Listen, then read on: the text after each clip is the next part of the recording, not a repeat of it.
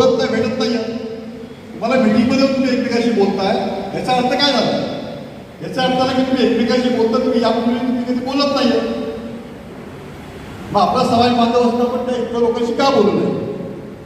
आणि मुळात तुमच्याकडे जर पैसे आहेत, तुमचे यशस्वी तुमच्याकडे ज्ञान आहे, ते समाजाला दिलं गेलं पाहिजे. या रत्नागिरीमध्ये कार्यक्रम घ्यायचं कारण अजून एक होतं ते म्हणजे मी 2 महिन्यापूर्वी रत्नागिरीमध्ये ॲडमिट होतो. एक मेजर अटॅक मला आला.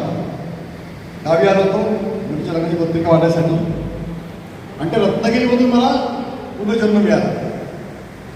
तेव्हा आम्ही रत्नागिरी त्याच्या अगोदर आम्ही वर्षगृहाचं काम चालू केलं होतं. पण आणखी जोमाने रत्नागिरीमध्ये उद्योजकांनी आता जर मला जीवदान मिळालेलं आहे तर रत्नागिरीमधून हा कार्यक्रम करून इथे अजून आपल्याला 50 उद्योजकांना एकत्र करून बिझनेस कसं वाढवता येईल. मला वाटतं तुम्ही सगळे तयारच बिझनेस वाढवायसाठी. Yes sir. नक्की हात वरती करा, दोन्ही हात वरती करा.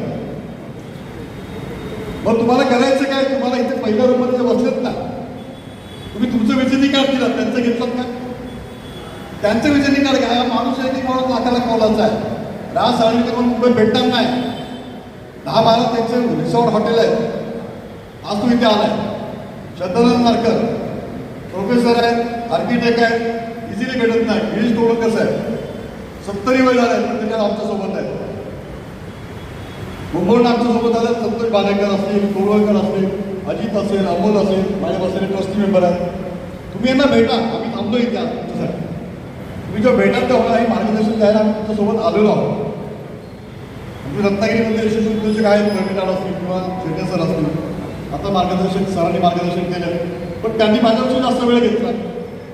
मग रत्नागिरीमध्ये याचा अर्थ उद्योजकांना मार्गदर्शन मिळत नाही असा याचा अर्थ होतो.